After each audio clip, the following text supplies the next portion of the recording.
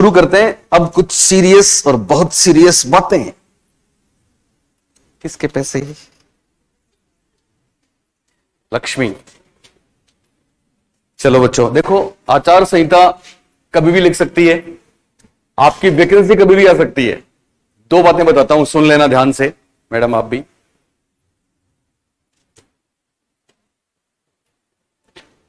पहली बात, अगर आचार संहिता से पहले भर्ती आती है तो भी आपकी परीक्षा के लिए आपको समय मिलेगा 6 महीने। कितने दिन? और अगर भर्ती नहीं आती है तो भी 6 महीने बाद परीक्षा होनी है। समझ रहे हो मेरी बात?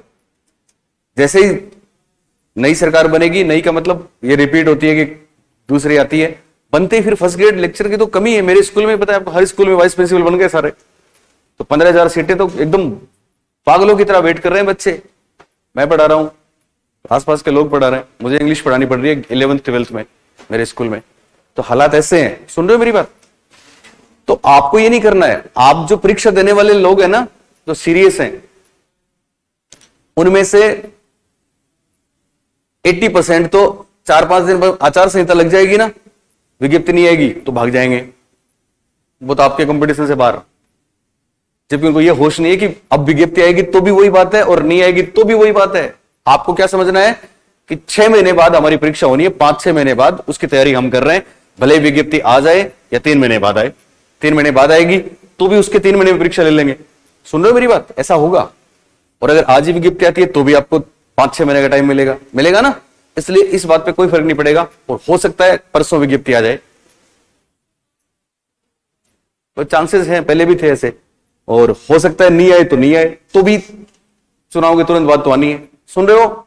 ओके।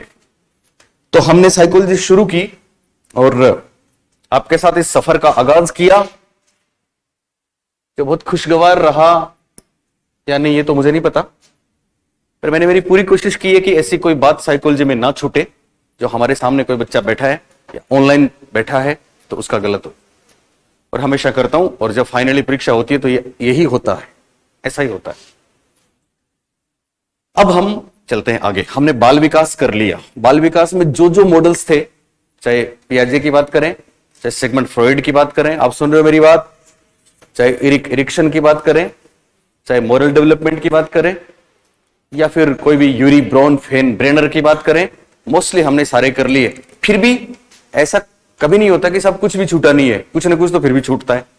जो भी छूटता है उसको हम लेंगे स्पाइरल वाले वे में, तब जब पूरा गो थ्रू कर जाएंगे। ओके, अब हम लेते हैं दूसरा टॉपिक।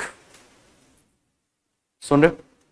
और दूसरा टॉपिक इतना महत्वपूर्ण है, मैंने देखा है फर्स्ट ग्रेड में जब साइकोलॉजी 60 नंबर की आती है, पिछली बार 20-22 प्रश्न आए थे, किसी में 24, किसी में 22, किसी में 19, किसी में 23, लेकिन वास्तव में साइकोलॉजी 30 प्रश्न आएंगे आपके, 30। तो 30 में से 6, 7 और 8 तक प्रश्न एक अकेले टॉपिक में से हैं। बिलीव करेंगे आप? 8 प्रश्न, 16 नंबर। मेरे पास एक फोन आया आज एक बच्चे का, सुन रहे हो, रो रहा था। पॉलिटिकल साइंस में उसका रिजल्ट आया फर्स्ट ग्रेड में, और पॉलिटिकल साइंस सब्जेक्ट में वो टॉपर से केवल 3 या 4 नंबर कम था। राजस्थान में जिसने टॉप किया है उससे 3 या 4 नंबर कम थे। तो उसका सब्जेक्ट कैसा था? मस्त था ना, टॉपर के बराबर था। फिर भी उसका सिलेक्शन नहीं हुआ। मैं रिकॉर्डिंग तो क्या सुनाऊं आपको, उसका सिलेक्शन नहीं हुआ। जानते हैं क्यों? वो जयपुर गया था पढ़ने, घर वालों ने पूरा खर्चा दिया, उसने कहा सर 2 साल से पढ़ रहा हूं, मेरी मत्ती मारी गई थी। वो कह रहा था मेरे को, सर मेरी मत्ती मारी गई थी। मैंने कहा बिल्कुल मारी गई थी। जयपुर जाके पता क्या किया उसने? सब्जेक्ट पढ़ा बहुत बढ़िया, एडी शर्मा से उन्होंने। आप में कोई पॉलिटिकल साइंस का है? एनीबडी? आप पोल साइंस को एडी शर्मा को जानते हो? एडी शर्मा जयपुर हैं, अच्छे अच्छा पढ़ाते हैं, मेरे साथ पढ़ाया उन्होंने, जगुका में भी पढ़ाया। आपको जो अभी रजत जी पढ़ाने आएंगे ना, रजत जी, ये भी उन्हीं से पढ़ते थे, मेरे से भी पढ़ते थे। इसके बाद आपकी क्लास होगी ना, पॉलिटी पढ़ाएंगे जो सर, तो ये भी वहां थे, तो वहां एडी शर्मा हमारे साथ थे। तो अच्छा पढ़ाते हैं, वो यूनिवर्सिटी में प्रोफेसर हैं, घर पे ही चलाते हैं बैच। उनसे पढ़ा, सब्जेक्ट में कमाल किया उसने। उसको मैं जब गया तो सर यही चल रहा था, मुझे नहीं पता था। उसने एक मेम का कोर्स ले लिया साइकोलॉजी में, ऑफलाइन भी पढ़ा, फिर कोर्स भी ले लिया। पता है किसका? जो पेवलोव को ऐसा पढ़ाती है, कुत्ते ने लार गिराई तब।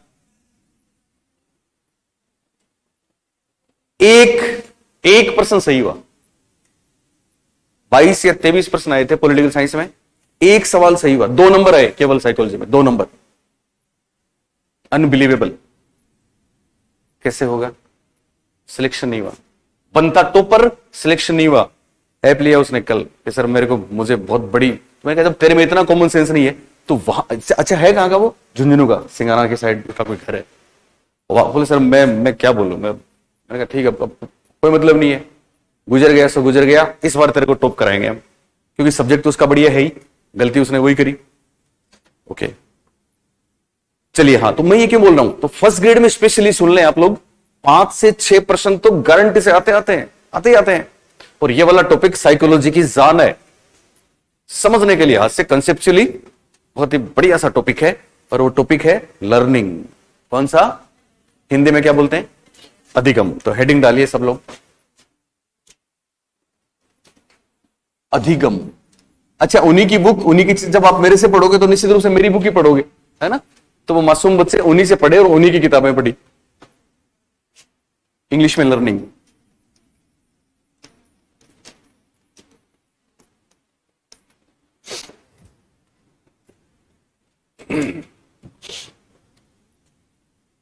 अधिगम लर्निंग।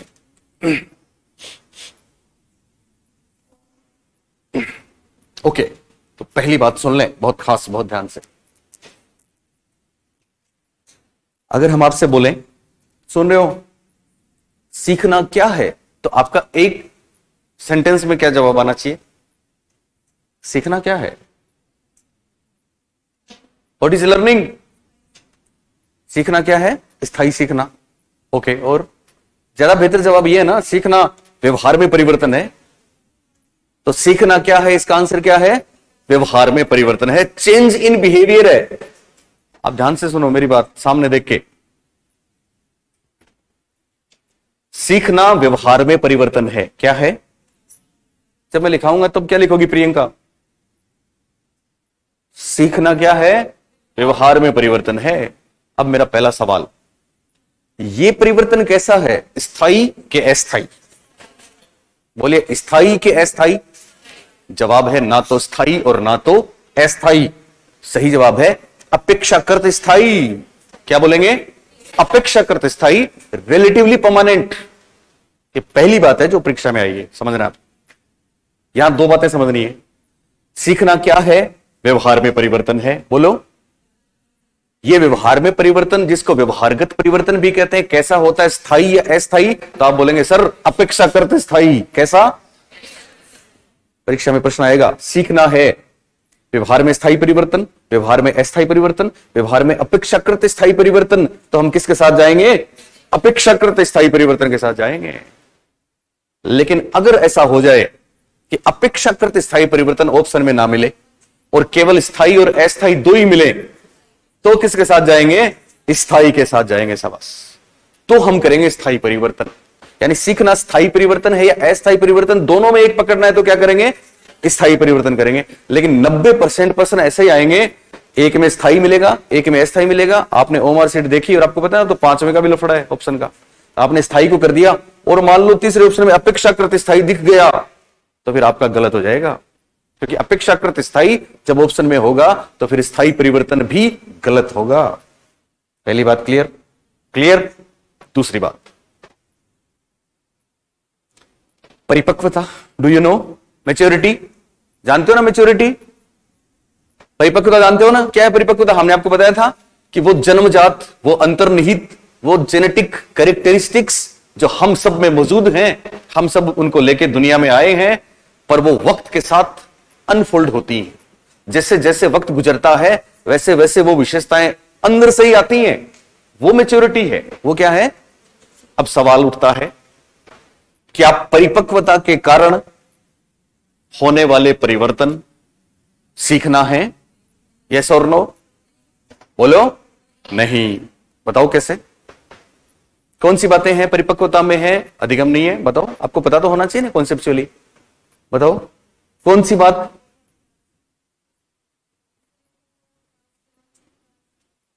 कौन सा? हाँ, ओके, सिंपल। हमने पियाजे पढ़ लिया, याद है आपको? बालक में पहले अतार्किक चिंतन था, फिर तार्किक चिंतन आया ना? और एब्स्ट्रैक्ट थिंकिंग तो और भी बाद में आई। अमूर्त चिंतन तो 11 वर्ष के बाद आया ना?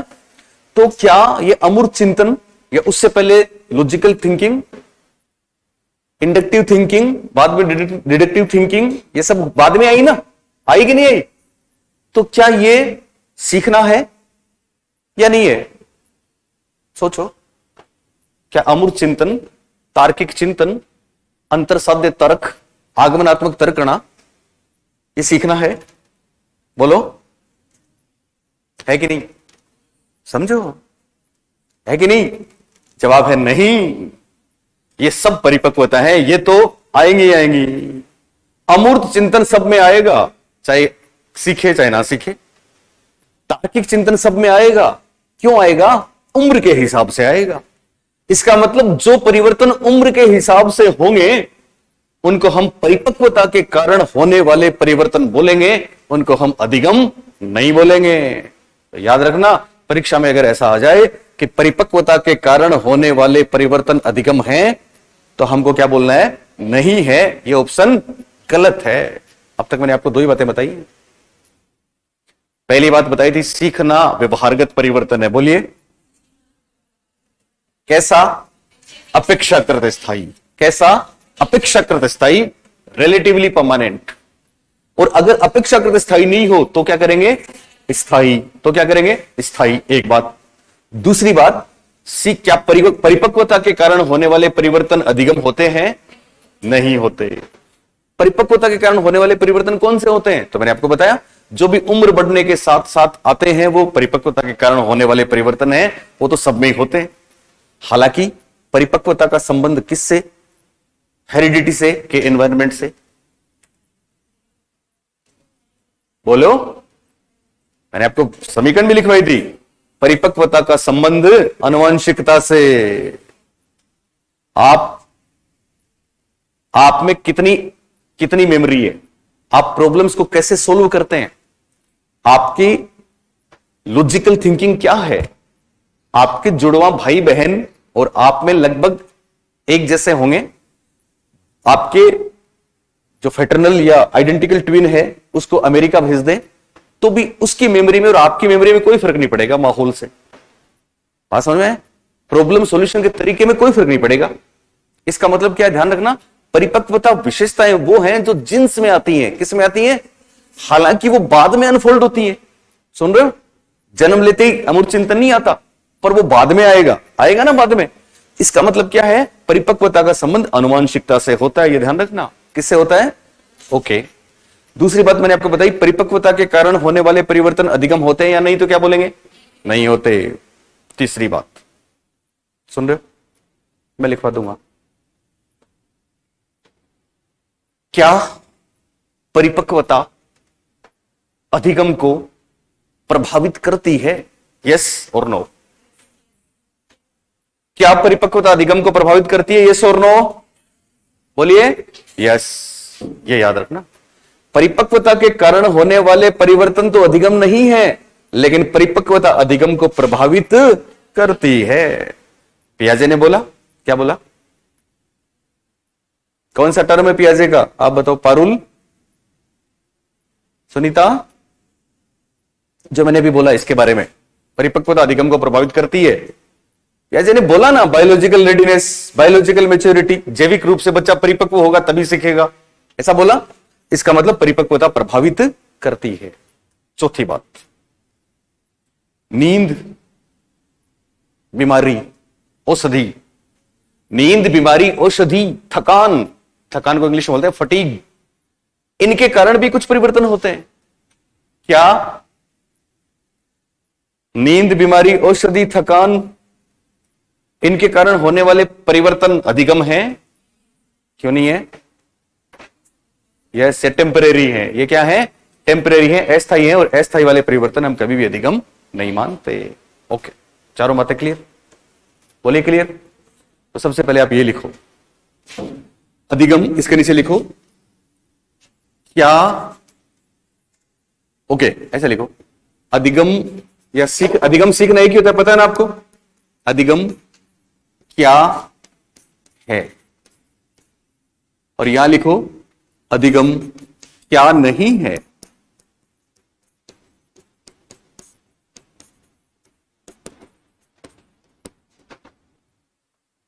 पहली बात, अधिगम क्या है, तो लिखो अपेक्षाकृत स्थायी परिवर्तन है।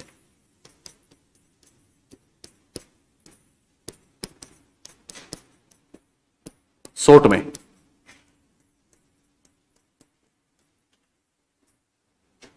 दूसरी बात लिखो स्थायी परिवर्तन।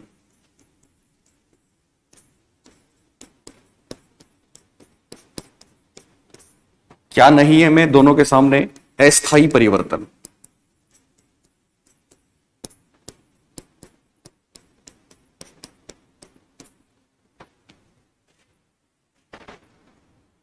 क्या नहीं है मैं दूसरी बात, परिपक्वता के कारण परिवर्तन।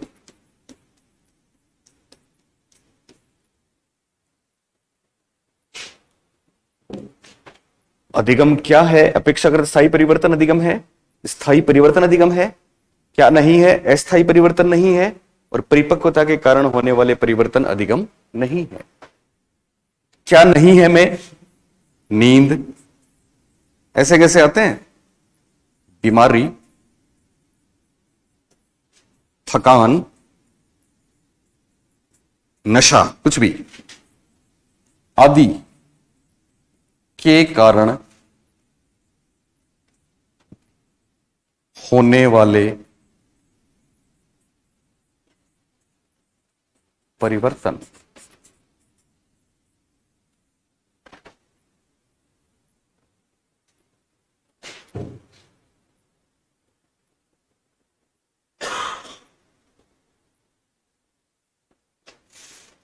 बस दो बातें और दो बातें, इतना लिखना है। नीचे लिखना है नोट,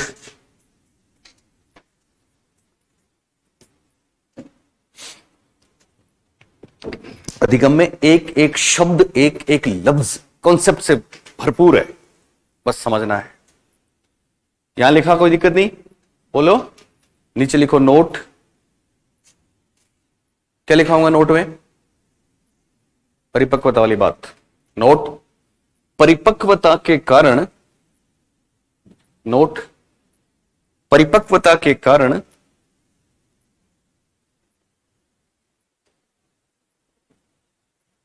होने वाले परिवर्तन, परिपक्वता के कारण होने वाले परिवर्तन। बोलिए अधिगम है कि नहीं? अधिगम नहीं है,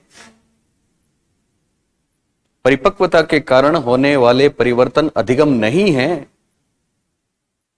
किंतु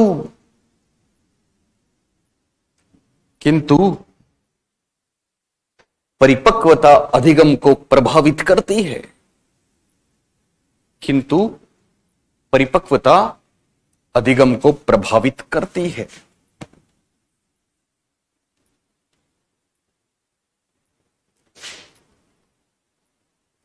और मैं देख रहा हूं कि आपने जब नोट डाला तो उससे पहले ऊपर आपके पास जगह बची है ना उस साइड में। तो यहां पे आपने दो बातें लिखी, अपेक्षाकृत स्थायी परिवर्तन और स्थायी परिवर्तन। एक बात और लिख लो इसके नीचे, यानी अधिगम क्या है के नीचे लिख रहे हो आप, किसके नीचे? ओके, तो लिखो अभ्यास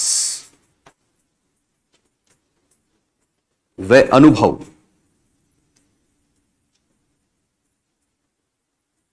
एवं प्रशिक्षण। अभ्यास व अनुभव एवं प्रशिक्षण के कारण होने वाला व्यवहारगत परिवर्तन।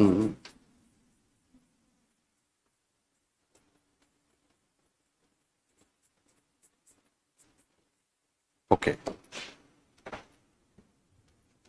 अनुभव व प्रशिक्षण के कारण होने वाला व्यवहारगत परिवर्तन, ये अधिगम है। अभ्यास, अनुभव, मेनली एक्सपीरियंस एंड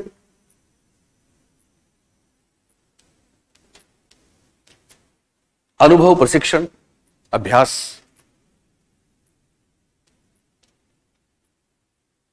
अनुभव और अभ्यास दो महत्वपूर्ण चीजें हैं।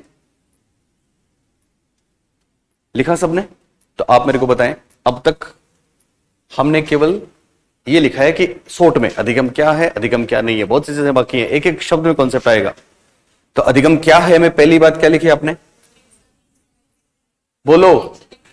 अपेक्षाकृत स्थायी परिवर्तन। दूसरी बात स्थायी परिवर्तन। और तीसरी बात अभ्यास, अनुभव और प्रशिक्षण के कारण होने वाला परिवर्तन, व्यवहारगत परिवर्तन। ओके।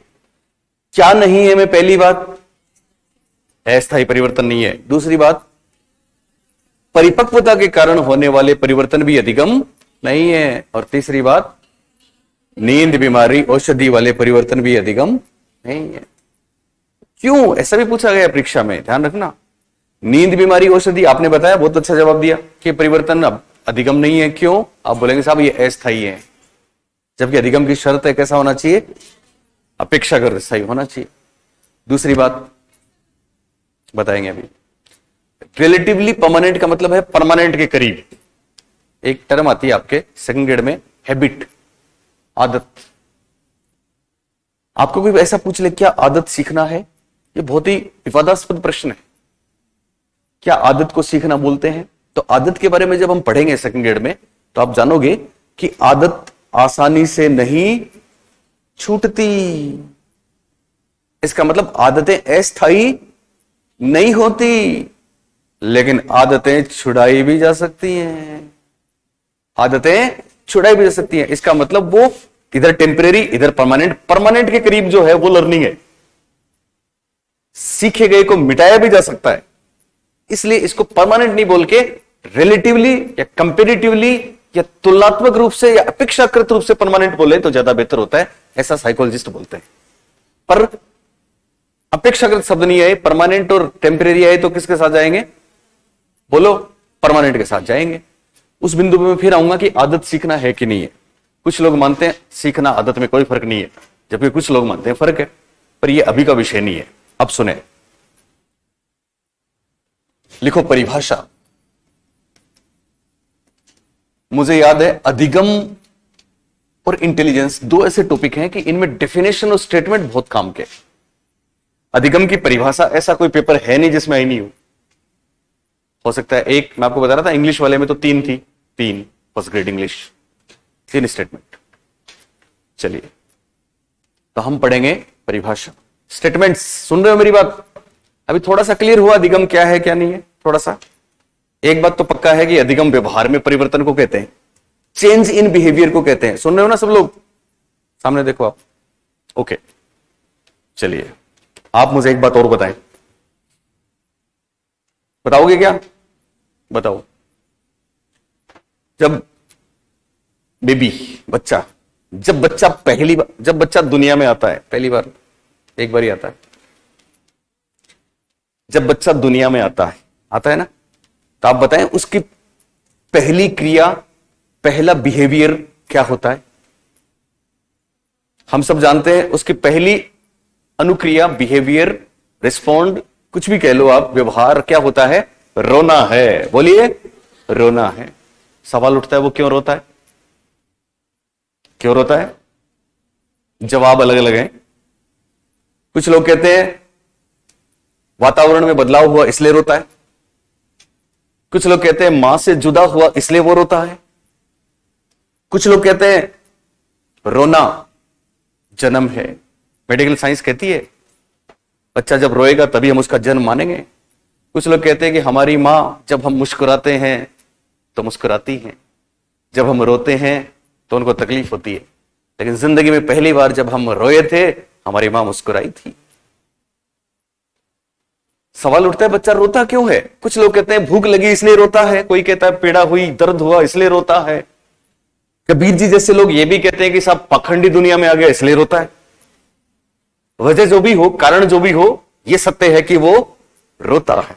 रोता है, उसका रोना एक्सीडेंटल है, उसका रोना इंसिडेंटल है, उसका रोना आकस्मिक बिहेवियर है, वो नहीं जानता ये क्या है, फिर भी वो रोता है।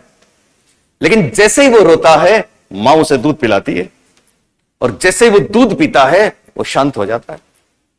पुनः उसे कोई पीड़ा होती है, कोई तकलीफ होती है, बेचैनी होती है, भूख लगती है, या फिर जाने क्यों, फिर वो रोता है। और जैसे ही वो रोता है, मां उसे फिर दूध पिलाती है। यानी जब जब वो रोता है, तब तब मां उसे दूध पिलाती है। बच्चा इस बात को जान लेता है कि रोने से दूध मिलता है, ये सीखना है। That is learning. सीखने का पहला सबक, वो रोया, उसको दूध मिला। जब जब वो रोया, तब तब उसको दूध मिला। वो सीख गया कि रोने से क्या मिलता है, दूध मिलता है। इसको बहुत ही सुंदर शब्दों में जिन्होंने बयां किया, उनका नाम है जेपी गिलफोर्ड साहब। क्या नाम है?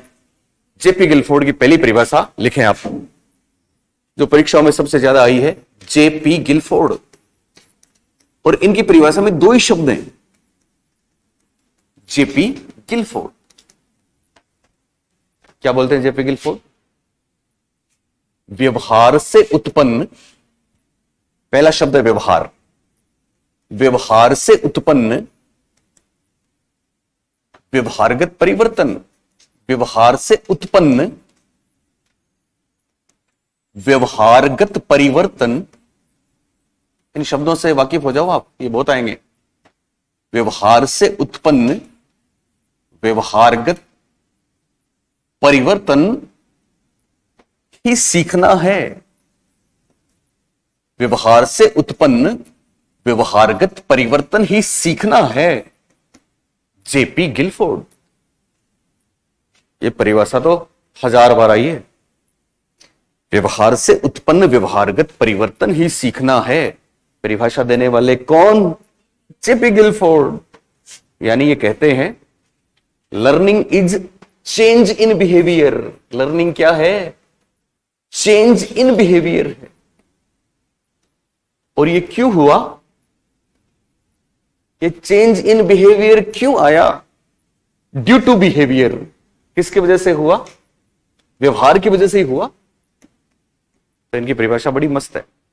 Learning is any change in behaviour due to behaviour, resulting behaviour.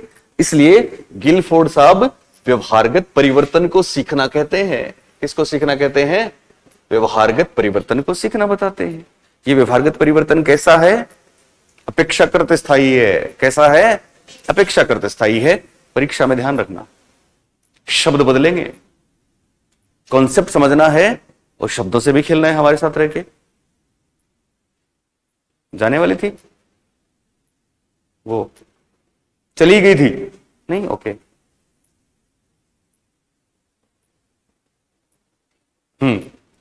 हमने एग्जाम्पल लिया जिसमें बच्चा पहली बार रोया। उसका पहली बार रोना क्या था? व्यवहार। रोया, व्यवहार हुआ। मां ने दूध पिलाया। मां ने क्या किया? बाद में जब जब रोया तब तब उसको दूध मिला। अब बच्चा जब जानता नहीं था कि रोने से दूध मिलता है, सुन रहे हो ना, तो रोना उसका व्यवहार था। क्या था? लेकिन जब वो जान गया कि रोने से दूध मिलता है, तब उसका रोना क्या था? व्यवहारगत परिवर्तन था। क्या पहली बार उसका रोना सीखना था? नो, वो तो आकस्मिक क्रिया थी। दूध के लिए रोना सीखना है। दूध के लिए रोना सीखना है। ये महत्वपूर्ण बात कौन बताते हैं? जेपी गिलफोर्ड बताते हैं। पर परीक्षा में शब्द बदलेंगे। अगर ऐसा आ जाए कि व्यवहार के कारण होने वाले व्यवहारगत परिवर्तन को अधिगम कहते हैं, तो किसने बोला? बोलो। J P Guilford. व्यवहार से उत्पन्न व्यवहारगत परिवर्तन सीखना है तो भी जेपी गिलफोर्ड। सीखना व्यवहार जन्य व्यवहारगत परिवर्तन है तो भी जेपी गिलफोर्ड। और सीखना व्यवहार प्रसूत व्यवहारगत परिवर्तन है तो भी गिलफोर्ड। यानी प्रसूत का मतलब, जन्य का मतलब, उत्पन्न का मतलब एक ही तो होता है। ये जो मैंने बोला सारे आ चुके हैं परीक्षा में, क्योंकि हिंदी में शब्द बदलते हैं। कुल मिला के गिलफोर्ड के अनुसार सीखना कैसा परिवर्तन? ये किससे उत्पन्न होता है? ये किससे पैदा होता है? ये किसका परिणाम है, ये किससे प्रसूत है? सिंपल। ओके, अब क्या होता है? अब वो बच्चा थोड़ा बड़ा होता है, आप सुन रहे हो? अब वो बच्चा थोड़ा बड़ा हुआ और एक दिन अपने घर में बैठा है अंधेरे कमरे में, उसके सामने कमरे में अंधेरा है, लाइट नहीं है, पर उसके सामने एक मोमबत्ती जल रही है। मोमबत्ती समझते हो ना, कैंडल। उसके सामने एक मोमबत्ती पड़ी है, वो जल रही है। अब मोमबत्ती की बड़ी सी लो है, उसके सामने मोमबत्ती की लो। वो उस लो को देखता है, उसको वो लो बड़ी प्यारी लगती है, उसका मन करता है कि मैं इसको छू लूं। वो हाथ बढ़ाता है और उसे छू लेता है। बोलिए क्या होगा? क्या होगा? बेटा तू सामने देख यार भाई, क्या क्या हो गया तुम्हें पता है? बच्चा किस में है? वो बच्चा बड़ा हो गया। कहां है वो? अंधेरे कमरे में। उसके सामने क्या जल रही है? मोमबत्ती। मोमबत्ती वो क्या देख रहा है, क्या निहार रहा है? मोमबत्ती की लो को। किसको देख रहा है वो? मोमबत्ती की लो को। मोमबत्ती की लो उसको कैसी लगती है? बहुत अच्छी लगती है। उसका मन क्या करता है? मैं इसको छू लूं, और वो क्या करता है? छू लेता है। क्या होगा? हाथ जलेगा ना। अगली बार वही मोमबत्ती, वही अंधेरा कमरा, वही उसको अपलक निहारना, और आज भी उसका मन करता है कि मैं इसको छू लूं। आज भी वो हाथ बढ़ाता है लेकिन हटा लेता है। That is learning. ये भी सीखने का एक तरीका है जो उसने सीखा है। बोले किस बात से उसने सीखा? पहले के अनुभव से। एक्सपीरियंस हुआ उसको, पीली चीज जलाती है, मोमबत्ती नहीं, दूसरी भी कोई पीली चीज आएगी तो वो हाथ हटा लेगा। ऐसा हुआ अनुभव से। किससे हुआ? और बहुत बार ऐसा सिखाने के लिए देते हैं ट्रेनिंग। क्या देते हैं? तो दो शब्दों वाली परिभाषा बड़ी प्रसिद्ध है, अनुभव और प्रशिक्षण। बोलिए दोनों शब्द कौन कौन से? अनुभव और प्रशिक्षण। इंग्लिश में एक्सपीरियंस एंड ट्रेनिंग बोलो। और ये दो शब्दों वाली परिभाषा देने वाले कौन है? गेट्स एवं अन्य। कौन है? तो लिखो दूसरा स्टेटमेंट, गेट्स एवं अन्य। गेट्स एवं अन्य। और गेट्स एवं अन्य क्या बोलते हैं? अनुभव तथा प्रशिक्षण। अनुभव तथा प्रशिक्षण, बाकी बात सेम है। अनुभव तथा प्रशिक्षण द्वारा होने वाला, अनुभव तथा प्रशिक्षण द्वारा होने वाला व्यवहारगत परिवर्तन ही सीखना है। गेट्स एवं अन्य। अनुभव तथा प्रशिक्षण द्वारा होने वाला व्यवहारगत परिवर्तन ही सीखना है। गेट्स एवं अन्य। अनुभव को इंग्लिश में बोलते हैं एक्सपीरियंस, और प्रशिक्षण को बोलते हैं ट्रेनिंग। तो याद रखना परीक्षा में एक्सपीरियंस एंड ट्रेनिंग शब्द आ जाए तो गेट्स व अन्य, और बिहेवियर शब्द आ जाए तो फिर जेपी गिलफोर्ड। अनुभव और प्रशिक्षण द्वारा होने वाले व्यवहारगत परिवर्तन को सीखना किसने बोला? गेट्स एवं अन्य। गेट्स एवं अन्य लिखा सबने? ओके, आप मुझे बताएं, व्यवहार के कारण होने वाले व्यवहारगत परिवर्तन को सीखना किसने बोला? जेपी गिलफोर्ड ने। तो अनुभव और प्रशिक्षण वाली बात किसने कही? गेट्स एवं अन्य। दोनों की परिभाषा में क्या फर्क है? दोनों सीखने को क्या बोलते हैं? व्यवहारगत परिवर्तन। पर इसका कारण गिलफोर्ड तो क्या बताते हैं? व्यवहार, और गेट्स बताते हैं अनुभव और प्रशिक्षण। सिंपल, याद रहेगा? Okay, next. सुन रहे हो? जब आप छोटे थे, कैसे थे? छोटे थे तब आप बहुत अच्छे थे, क्योंकि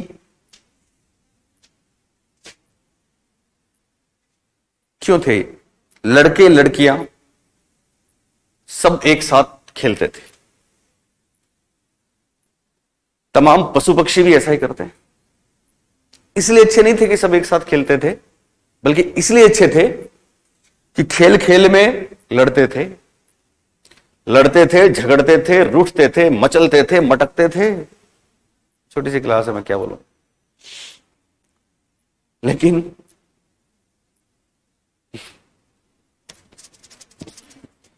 माहौल नहीं बन पाता आपके।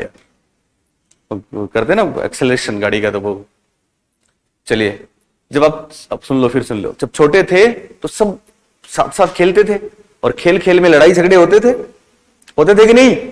लड़ते थे, नाराज हो जाते थे। लेकिन अच्छी बात, अच्छे क्यों थे? थोड़ी देर बाद में वापस एक हो जाया करते थे। बोले ऐसा था? आपने सुना है ना वो, सोना सज्जन साधु जन टूटे जुड़े सो बार, दुर्जन कुंभ कुम्हार का एक धके दरा। सज्जन लोग टूट के जुड़ जाते हैं, सोना जुड़ जाता है। तो वैसे ही आप एक होके खेलने लग जाया करते थे, कोई मलिन नहीं, कोई पाप नहीं। लेकिन धीरे धीरे बड़े हुए, क्या हुए? बड़े हुए। और बड़े होने के बाद अगर किसी से आपका झगड़ा हो गया तो उसके साथ वापस खेलना तो दूर की बात करना भी दूर की बात, आपने उसका चेहरा तक नहीं देखा। लेकिन एक बात आप जान गए कि लड़ना ठीक नहीं होता। इस बात को आप जान गए कि लड़ना ठीक नहीं होता, और अब आपने लड़ना छोड़ दिया। क्या अब वो बचपन वाले झगड़े होते हैं? बोलिए, होते हैं? नहीं होते। ये भी सीखना है, इसको भी सीखना बोलते हैं। यहां आपके व्यवहार में रिवीजन हुआ है, यहां आपने अपने व्यवहार को सुधारा है। इसको कई शब्दों में व्यक्त करने वाले हैं एक विद्वान, जिनका नाम है गार्डनर मर्फी। क्या नाम है? Gardner Murphy. जी मर्फी के नाम से मशहूर है। उनकी परिभाषा भी परीक्षा में आ चुकी है।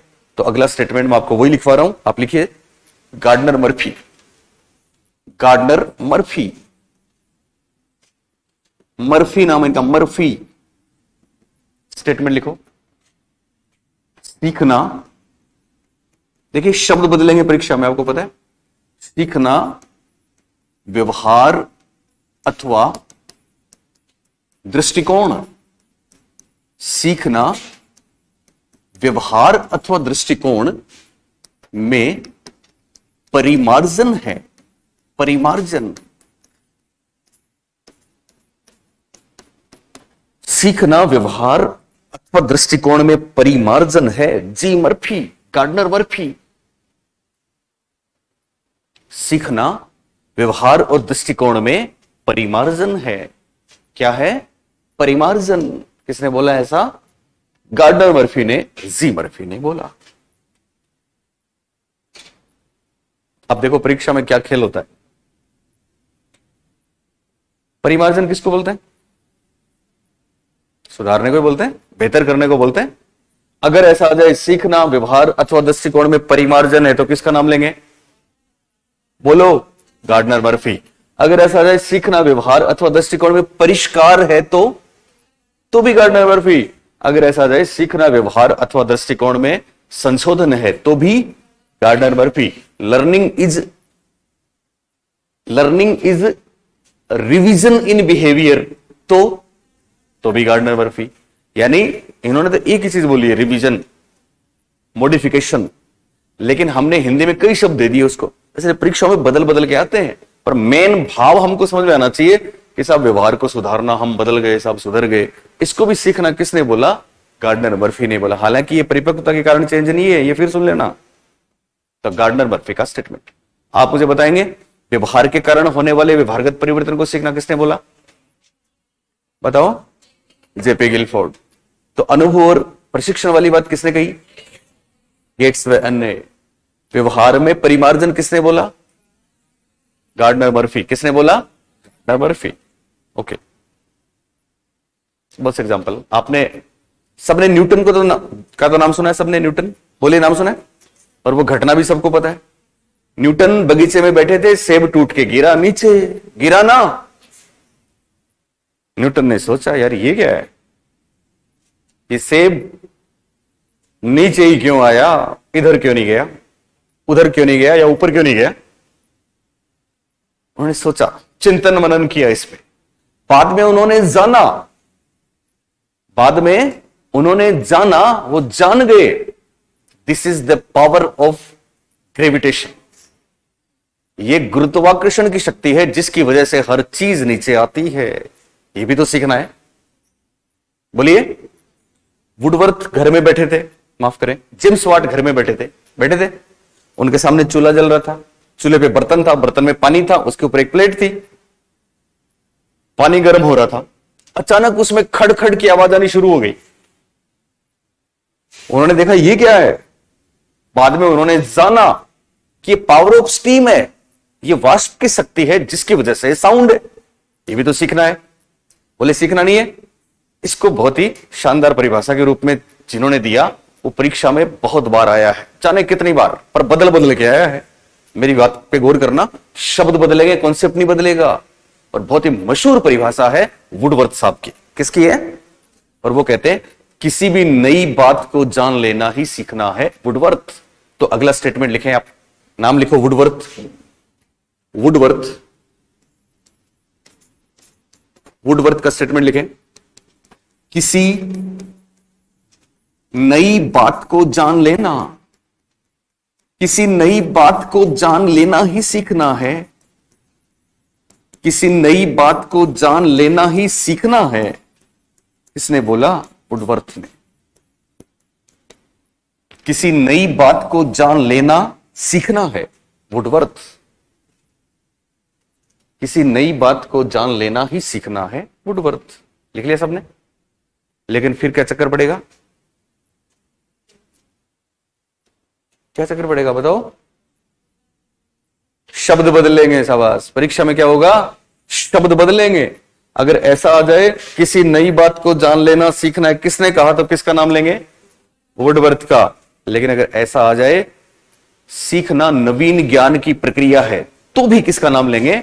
वुडवर्थ का। ये परिभाषाएं ज्यादा आई है इसलिए और करके लिखना है। वापस वुडवर्थ का नाम और वापस स्टेटमेंट। और इस बार आपको लिखना है सीखना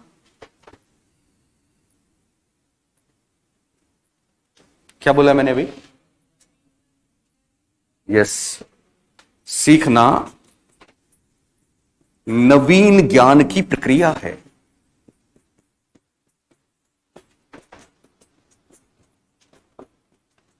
सीखना नवीन ज्ञान की प्रक्रिया है। और यह भी वुडवर्थ का स्टेटमेंट। लेकिन जो लोग आप में अनुभवी हैं, अनुभवी कौन होते हैं? जो पहले परीक्षा दे चुके हैं, 2 से ज्यादा बार जो परीक्षा दे चुके हैं, या 2 बार भी परीक्षा दे चुके हैं, या बहुत मेहनत कर चुके हैं, वो शायद इस बात को जानते होंगे। अगर आप गोल ओरिएंटेड हो, अगर आपका सब कुछ अपने लक्ष्य के प्रति डिवोटेड है, और दिन रात आपके चिंतन मनन में पढ़ाई रहती है, स्टेटमेंट्स रहते हैं, परीक्षा के प्रश्न घूमते रहते हैं, तो आप जरूर इस बात का जवाब दे सकते हैं कि साहब परीक्षा में तो वुडवर्थ की एक और परिभाषा बहुत बार आई थी, और निश्चित रूप से वो 50 बार आई है। कोई बताए मेरे को वो क्या है?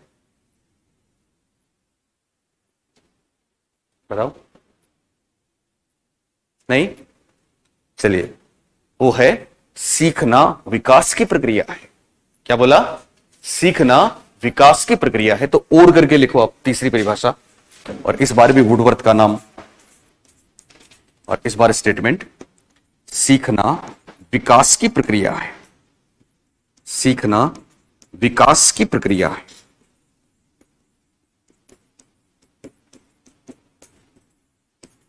सीखना किसकी प्रक्रिया है? विकास की प्रक्रिया है, वुडवर्थ। तो ध्यान रखना, तीनों स्टेटमेंट वुडवर्थ के, शब्द बदले हैं लेकिन कॉन्सेप्ट सेम है, और तीनों ही परीक्षा में आए हैं। नीचे वाला सबसे ज्यादा आया है। बात समझ में आ रही है आपको?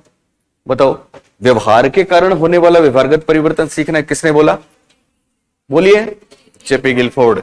तो गेट्स व अन्य ने 2 शब्द बताए, पहला तो अनुभव, दूसरा प्रशिक्षण। शाबाश। किसने बोला सीखना व्यवहार या दृष्टिकोण का परिमार्जन है? Gardner Murphy. किसने बोला? Gardner Murphy. तो वुडवर्थ का पहला स्टेटमेंट क्या है? नई बात को जान लेना ही सीखना है। वुडवर्थ का दूसरा स्टेटमेंट, नवीन ज्ञान की प्रक्रिया। और वुडवर्थ का तीसरा स्टेटमेंट, यह सीखना विकास की प्रक्रिया है। इसकी प्रक्रिया है विकास की प्रक्रिया। मैं स्पेशली इतना ज्यादा जोर दे रहा हूं कि अधिगम की परिभाषा स्पेशली फर्स्ट ग्रेड में गारंटी से आती आती है। तो एक या दो सवाल परिभाषा के आपको अगर 4 नंबर दिलाते हैं तो फिर कौन सी बुराई है। सुन रहे हो मेरी बात? ओके, आगे चलते हैं, अभी और है परिभाषाएं। सुन रहे हो मेरी बात?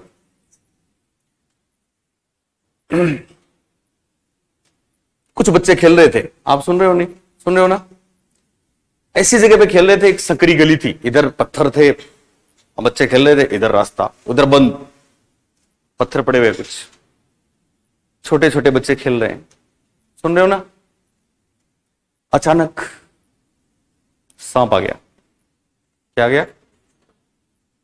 बच्चे, आपको पता है, हमने आपको बताई थी एक बात, ब्रिजेज के संवेग याद है, जोन्स का स्टेटमेंट याद है, 2 वर्ष का बच्चा सांप से नहीं डरता, लेकिन यस बाद में डरता है, सांप से भी, अंधेरे से भी, बाकी चीजों से, अकेलेपन से। तो वो 2 वर्ष से बड़े थे, खेल रहे थे, तो डर लगा। अब सांप किधर से आया? सामने से, रास्ता बंद इधर। अब समझ में नहीं आया क्या करें, हलचल मची, क्या करें क्या करें। अचानक वापस लाया उनको, अचानक उनमें से किसी ने एक पत्थर उठाया और सांप पर फेंका। बाकी बच्चों ने भी ऐसा ही किया और सांप को फिनिश कर दिया। सीख गए।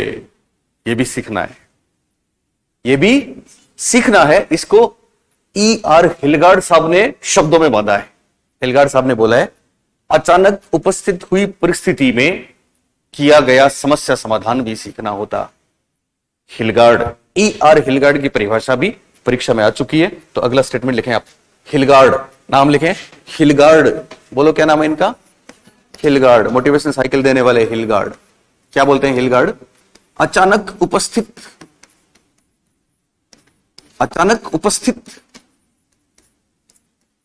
परिस्थिति में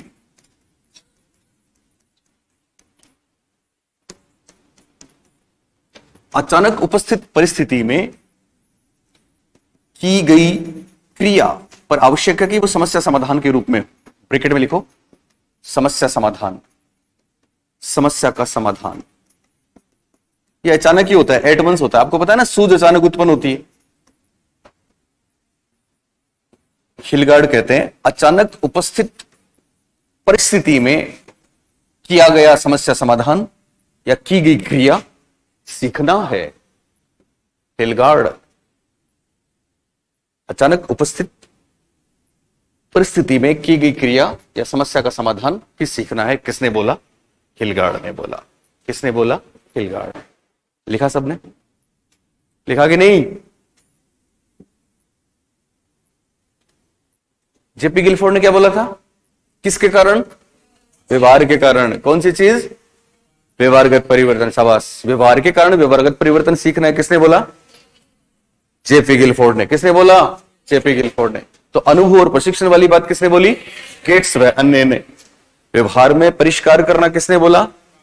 गार्डनर मर्फी ने। तो वुडवर्थ की तीनों बातें याद है। पहली बात सीखना, नई बात को जानना। दूसरी बात सीखना, नवीन ज्ञान की प्रक्रिया। तीसरा सीखना, विकास की प्रक्रिया। सीखना, विकास की प्रक्रिया। ये किसने कहा? वुडवर्थ ने। तो हिलगार्ड क्या बोलते हैं? अचानक परिस्थिति में जो भी समस्या समाधान करते हैं वो सीखना है। सिंपल। एक और परिभाषा लिखाऊंगा आज की, आखिरी। ऐसा लिख रहे हो? आखिरी, ऐसा मत लिखना। सुन लो, स्किनर का नाम सुना? स्किनर 2 हैं, एक चार्ल्स ई स्किनर, एक परहस फ्रेडरिक स्किनर। पढ़ाएंगे हम आपको, इनके बेहतरीन मॉडल आएंगे कमाल के। चार्ल्स ई स्किनर और बीएफ स्किनर दोनों के स्टेटमेंट्स हैं। बीएफ स्किनर तो हम बाद में भी पढ़ेंगे, जो शेपिंग एंड चेनिंग की बात करेंगे। उनकी परिभाषा तो है व्यवहार में उत्तरोत्तर परिवर्तन की श्रृंखला। लेकिन सीई स्किनर की परिभाषा अधिगम की परिभाषा के रूप में ज्यादा परीक्षा में पूछी गई है। वो क्या है? सुनो, ध्यान दो।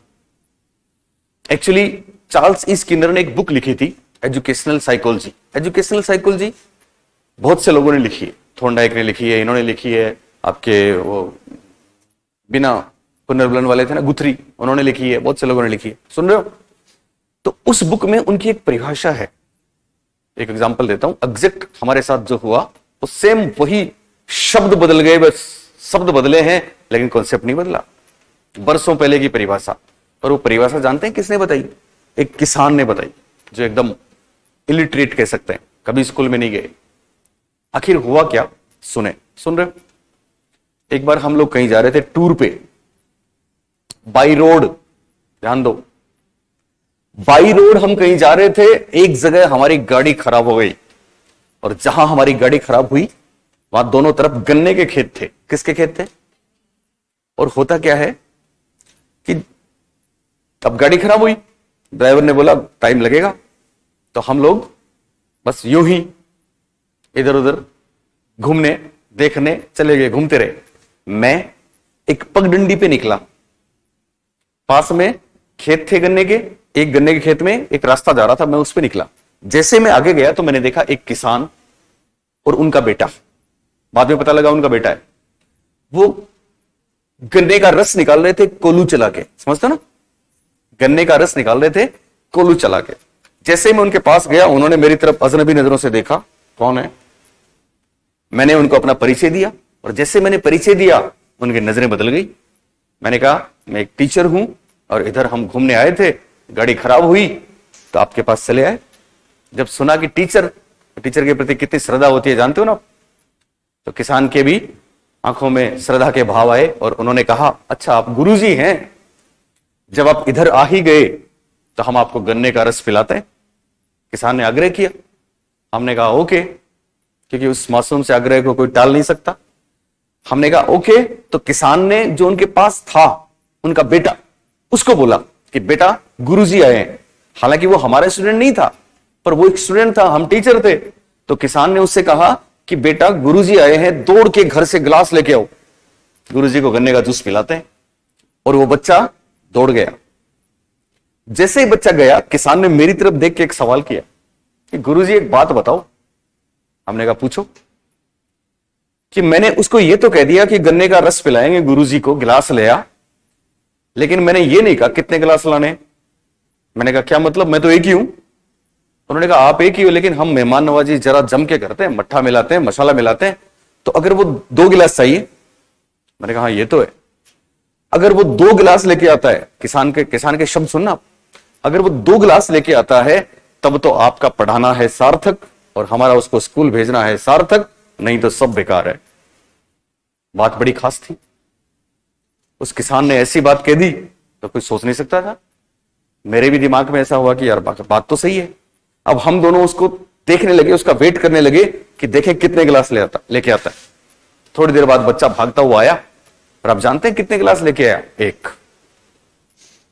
और जैसे ही वो 1 गिलास लेके आया, किसान ने फिर मेरी तरफ देखा और फिर एक तीर छोड़ा।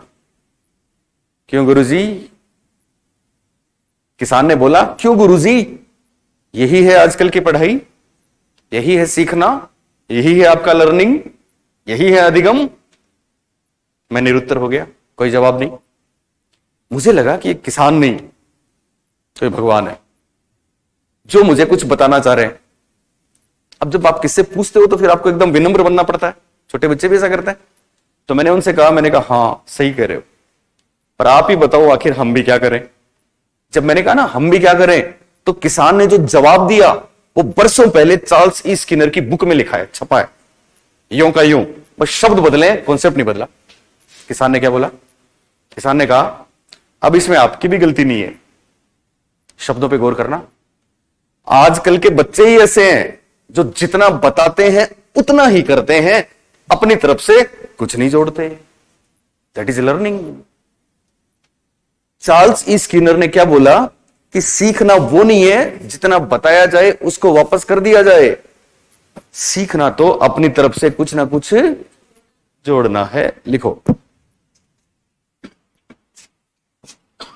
सॉरी, ये महत्वपूर्ण परिभाषा, आज की आखिरी परिभाषा, सी ई स्किनर। स्किनर, देखो शब्द देखना आप, कॉन्सेप्ट सेम है, शब्द बदलेंगे। लिखे स्किनर, सीखना तथ्यों एवं सूचनाओं का, सीखना तथ्यों एवं सूचनाओं का यांत्रिक प्रस्तुतिकरण, जैसे मशीन वापस फेंकती है वैसे सीखना तथ्यों एवं सूचनाओं का यांत्रिक प्रस्तुतिकरण नहीं, बल्कि इसके आगे भी कुछ है। बहुत ही शानदार परिभाषा है।